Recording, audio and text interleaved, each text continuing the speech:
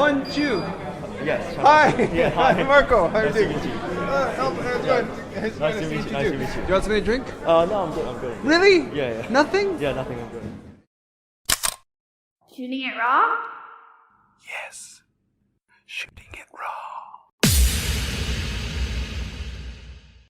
In this photograph, it's photographed at night. When you make a photograph at night with a diffused flash, for those people who don't know photography, when you're using a diffused flash, which is a very strong light source, as you get farther away from that flash, the light decreases proportionally. And what that means is that when you make a photograph of a subject that's close, the background becomes very dark pretty quickly. So in this case, I'd say a third of the photograph is, this is almost like a comical image. Comical in the sense that it's almost funny, almost sweet. Mm-hmm. So it's of a spider. Yeah. Highly unusual looking spider. Yeah. The shell is this, lemon yellow shell, and it's got these black polka dots on it. And the spider's body, the legs, part of its body obviously, like the head and the legs and everything else, are this shiny, almost wet looking brownish color. And although in the other photograph the spider's eyes were rather pronounced and large, this one has these teeny tiny dark brown eyes. The configuration are like basically two on top of each other, so it's like a small little. Maybe I'm going to make myself sound like an idiot here, but yes. So and kind of emanating from the center of the spider is this one perfect strand or thread of spider silk leading up, and it's on the web, so you can see that it's standing on a web, but what's really in focus is this one thread of silk, and this beautiful like lemon yellow shell. So what's the species and what's the story of this photo? So this fantastic photo, by the way. Thank you. So this is a ladybird mimic spider. Okay. So this, if those who want to know, the scientific name is Paraplexana. I think this para P-A-R-A plec P-L-E-C tana. Okay. T-A-N-A. Okay. So it's a uncommon spider in Hong Kong, but it was at this one location where we found many. Oh wow. And so it was quite surprising because usually there aren't many records of it in Hong Kong, but it was like this one place where I think the most I've seen is around 5 in one night. Wow. And so it was really an extraordinary experience, and this one in particular, because usually I would see them resting on the leaves, and this one actually finished its web, and I don't think many people have photographs of the web of a ladybird mimic spider before. So this one, the web was, the lines were really spaced out. Yeah. So it's not like those really tightly, the lines are really tight and compact like the golden orby, but it's very loose, very spaced out. And it was hanging below the web instead of like on a vertical face. Okay. So it was hanging below and dragging the web down a little bit. Okay. And I wanted to because I photographed these before, but then I was like, okay, this is the side of the spider that I haven't seen before. Sure. And so this was actually tricky because it was hanging upside down, and I couldn't because my fusee, while it's small, it's still a bit big. I don't want to damage the web if I show it front face. So what I did is actually I flipped the camera upside down. Yeah. So the bottom of the camera was facing up, and I was shooting like that. Right, the diffuser was down, at the bottom, and I was shooting like that. Yeah, you can see that the light is actually coming from below, now that you explain it. You're using your hands a lot to describe your shooting process, so you're not using a tripod. No, all my shots are handheld. All handheld, okay. Yeah. So roughly how big, now you called it's like a ladybird mimic, yeah. Okay, so if you're from North America, that's ladybug? Yeah, ladybug. Instead of black and red, this one's bright. It really looks like in the photograph at least, it looks like half a lemon. It's just this perfect yellow. So how big is it? So it's not too big. I think you could fit it on the tip of my middle finger. You obviously aren't a father. Are you a father? Do you have a child somewhere? No. Really? No. Admit it on the podcast, and then the world will know that you have father and a child somewhere. No, when you get somebody pregnant, usually when they're talking about, and then this is almost a quasi-scientific sort of reference, that usually when you're referencing the size of the embryo, they're always using fruit. Like right now, your embryo is the size of a plum, and right now it's the size of a grapefruit. It's really strange. So, if you think of a fruit, what kind of fruit? How large would this be vis-a-vis a fruit? Vis-a-vis a fruit, Blueberry or smaller? slightly smaller than a blueberry. Wow. Yeah. Tiny. Yeah. In this family, in the orb weaver family, it's relatively smaller, but like we've discussed before, it's got this very unique pattern that because it's mimicking ladybirds and ladybugs from the US. Yeah. So it's one that stands out from the family, and one spider that I really enjoyed encountering. What's the benefit of mimicking a ladybird? So ladybirds or ladybugs, they actually secrete this foul smell Okay. as a defense. Oh, okay. And so spiders have learned to spiders mimic many different things. Sure. So in this case, mimicking a ladybird. Yeah. Ladybirds are a bit of a toxic, and many predators would tend to avoid Right. it. So mimicking a ladybird with this bright color, what we call aposematic coloration or warning colors. So with this bright coloration, and and it knows what it's mimicking. It's not like, okay, I'm just gonna blindly mimic something Right. and not know what I'm mimicking. Through evolution, it knows what it's mimicking. Yeah. And then predators have, when they've encountered ladybirds before, they'll see the spider. They'll be like, okay, this is something I've encountered before. Yeah. I'm just gonna leave it alone. Exactly. And then the spider itself gets out of harm's way Sure. and it's safe. Yeah. So it's kind of like a defense strategy Right. for the spider. Nice. What do they predate? Like, what do they eat? Small insects. Okay. That night, I think there was a lot of flying termites. Okay. Lots of flying termites. Right. So that could be Because the main when you source of food. describe the web having the large spacing, Yeah. I would imagine that smaller insects wouldn't be caught as much as something like a flying termite would be Yeah. perfect because its wings Yeah. are just so. Yeah, or moths as well. Right. Moths, there's a lot of moths at night. Yeah.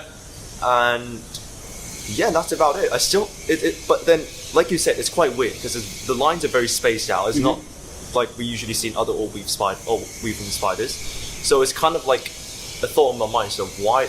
I haven't found the answer yet, but the thought is, why are they more spaced out? So Sure. what could be the benefit? Yeah. Having such spaced out lines, and it's not even it's not a vertical web. It's a horizontal web. Oh wow. Okay, Yes, so I was like, okay. so why create this horizontal web where most of the other guys in the family are creating these vertical webs that cover Interesting. large expanses of area? So that's Right. something to think. That's something worth thinking about. Yes. Somebody may even know the answer, and they may even contact me, and I'll pass it on to you. But no, it's awesome. The photograph is fantastic. Let's And move also, on. I would like to raise an issue. Sure. Raise an issue because I photographed many different spiders, but why one chose this and wanted to just use this platform to kind of raise awareness? Yeah, why? Is that- Yeah, you know what? You is that- suggest the question I should be asking. Yeah. Is So- everyone's just like, you're a terrible. Yeah. I'm a terrible interviewer. Yeah. But you go ahead. So what is the question I should have asked? So this spider, like I said, is uncommon, and so when people found out that this spider is in Hong Kong and it's in this one location, I think mainly people found out during the City Nature Challenge. Yeah. And people upload on Naturalist or on Facebook, they'll be like, "Oh wow, there's a spider." But what happened later in the days is that I've seen doctored photos, kind of like. So what happened? Because for those who haven't seen the spider up close, there's only a few places that I would see the spider. It's either under a leaf, resting, or on a web like that. But when I look at those photos, they're on this reflexive surface where they kind of got the reflection underneath. Okay. And usually, so when I saw those photos, I was like, that's fake. Because I've Okay. seen what this spider has been doing. Oh, okay. There's no way that spider could be in an environment like that. Okay. And so I did a bit of asking around because I wanted to I don't want to accuse people of something. Sure. So I did a bit of digging, asking people around. And in the end, the answer I got was the guy I think was photographing this spider on a table. And the other photographer kind of he thought that it was okay to do so, and then he kind of went in. And I've even heard stories. I think Robert Ferguson. You know him? Yeah. I think we were chatting as well, and then he was he's seen people with hunting, capturing material Right. in the area where the spiders are. Yeah. And spiders mainly many people don't think is much. So feel free to go capture and just photograph. But with spiders like this, that when they actually are at night, they're out hunting, and since they're not active hunters, they just wait there. And once you take that away, and you don't put them back, it's going to disrupt their life cycle, their life activities. And when they don't eat, they might die. Kill them. Yeah. And so I was really pissed off by those photos. Right. And when people think that okay, spiders might be hard to shoot, I'm gonna have to do some like for example, just these spiders, they might be hard to shoot. Yeah. I'll be like, you can just photograph them like this. Well, it's one of those funny things that it's kind of like, well, it was really hard to get the photo of the spider. So then what I did was I grabbed it and I put it in a place so it was easier. Yeah. I said, wait a second, if it's hard, that's part of the challenge. Yeah. Like, so you solve that problem. Don't potentially kill this poor animal because, and I'm sure there's some people who are going to be like, oh, this poor animal, you're just wanking about a spider. But, you know, on the principle of it, I'm behind you. Yeah, and like, to be honest, I'll do a bit of a confession here. So, for example, for jumping... Confession! Oh, this is getting and listeners might hate me for doing so. Yeah, no, serious. No, this I'm actually being, like, they can hate me for this. So, for jumping spiders, because usually I see them on handrails. Yeah. And my perception is, okay, so I don't want them to be in this, like, because the handrail, the background is kind of drab. So, sometimes for jumping spiders, I will, like, coax them onto a leaf gently, and then photograph them for a while and then put them back. Right. Now, when I do this, because jumping spiders are active hunters, so if I do this, it doesn't really hurt them in any way. Yeah. I'm just transferring them to a controlled environment that doesn't really disrupt them, and then just put them back as nothing happened. Yeah. But no, because I think this is generally like an okay practice. If listeners they want to disagree with me, feel free to do so. Right. But generally, I don't see this doing too much harm to the spider. Right. But when it's a web building spider like this, it really hurts them in a way. Yeah. And sometimes I've even hurt people taking them back home. Okay. I think, and I don't really want to see people doing that because it's just for photography. Yeah. And taking them away is just bad for the environment. And when one does it, another one follows, and you've got this bad trend of people capturing spiders and doing it back home. And I generally don't want to see that happen. Well, on the principle of it too. So, for example, I think some people might do the same thing with a bamboo snake. Yeah. Right? So they'll pick up a bamboo snake, take it home, whatever, and then return it to the same spot in principle. But even then, it's like you've just removed it out of its... already, life is hard enough as far as these animals are concerned. Yeah. They're in a really difficult survival situation, and some of the research has shown that even if you relocate a bamboo snake by 100 meters or 200 meters, whatever, that alone can potentially kill them. So, and when you bring them back home, there's like an environmental difference. The temperature is different, the humidity is different, and that could already that already hurts the snake in a way. Yeah. So I'm with you. What is your feeling towards the human species as a steward of the environment? So you can swear. Yeah, I can swear. well, okay. So there were times where I felt like, come on, we can do better than that. Okay. Or like we've been destroying this. Well, not destroying. We've been hurting the environment for not centuries, but for decades. Some people would say destroying for centuries. Yeah, for centuries. Yeah. But I think. Yeah, because some people, I see comments on YouTube when you see these kind of like poaching or like these unethical practices, they'll be like, "Fuck humans, they're shit. Yeah. We should go extinct." Like, I try not to not be that negative. Well, there's still some good sides to some good sides to us. So, like for example, we can see this progression of awareness in terms of environmental protection. There's more work being done. There's more research being done, and there's more education being done about the environment. And that's what's good. What's good about humans is that we can communicate effectively. Yeah. And these messages, for example, with photos to different medias, we kind of promote this, not belief, I would say, this message that, okay, there's something worth protecting. Sure. And we're doing good things. Yeah. And more people are receiving the message, and that's what I like to see, is people coming together and kind of like having a common goal of like, okay, this is something we need to protect, we need to safeguard, because it is precious. Yeah. And so while I will acknowledge that we have been crap over the years, some of the actions that we've been doing are crap, at the same time I will also like to acknowledge the good things that we do. Yeah, no, for sure. Yeah, and I agree with you 1,000 trillion%, for sure. What I love about your images is that some people create images that are kind of busy, and in a way the crowd is impressive, right? So for example, a flock of snow geese, where you have 10,000 snow geese. Yeah.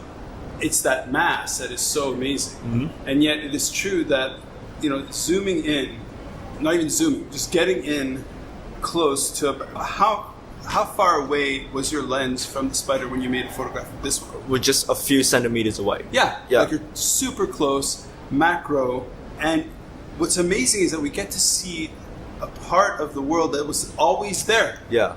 And people just walk by it. Yeah, it's something that we don't notice on a daily basis. But it was always there, just waiting for you to come along, and and then you were there and you got it. Yeah. Well, so thank you.